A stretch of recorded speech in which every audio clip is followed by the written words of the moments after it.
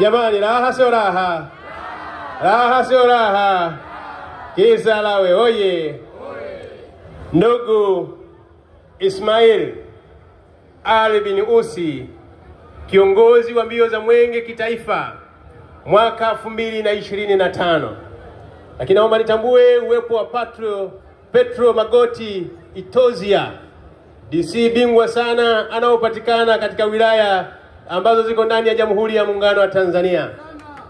Naomba nitambue uwepo wa mwenyekiti bingwa sana ambaye vile vile ni refari mstaafu wa ligi kuu ya Tanzania, ndugu yangu Halfan Shabani Sika ama Digara. Piga makofi kwa Halfan Shabani Sika.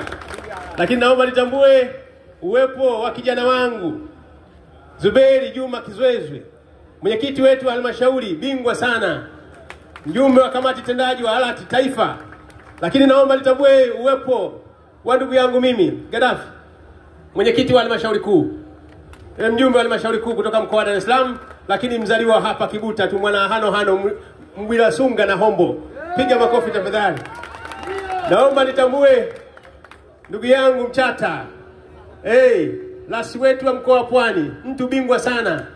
Tulikuwa pamoja akianza kazi kule Kigoma, tumefanya kazi vizuri. Sasa yuko mkoa wa Pwani, hongera sana, lakini hakuacha ubavu wake. Piga makofi tafadhali.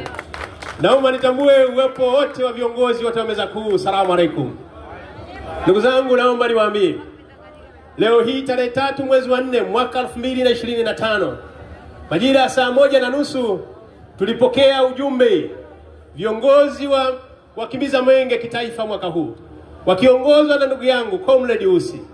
Tuliwapokea kwa bashasha kubwa, lakini tulianza kazi ya kufanya ambayo kwa niaba yenu, si rais wote ambao mngefika katika maeneo hayo. Tulifanya kazi ya ukaguzi miradi mbalimbali ambayo hiyo yote ni utekelezaji wa ilani ya Chama cha Mapinduzi, lakini ni ajenda kubwa ya Daktari Samia Suluhu Hassan. Katika miradi hiyo ni kielelezo kwamba yale ambayo Mheshimiwa Rais aliyakusudia katika miaka hii yametekelezeka kwa viwango vya hali ya juu.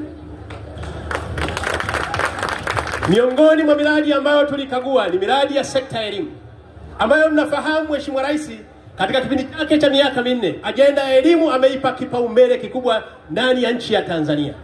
Leo hii tumeshuhudia kwamba vijana wa Tanzania zamani walikuwa wanaenda first selection and second selection. Sasa hivi vijana wote kwa ajili ya ujenzi wa miundombinu, vijana wote katika chaguo la kwanza pekee yake. Piga makofi kwa Daktari Samia Suluhu Hassan.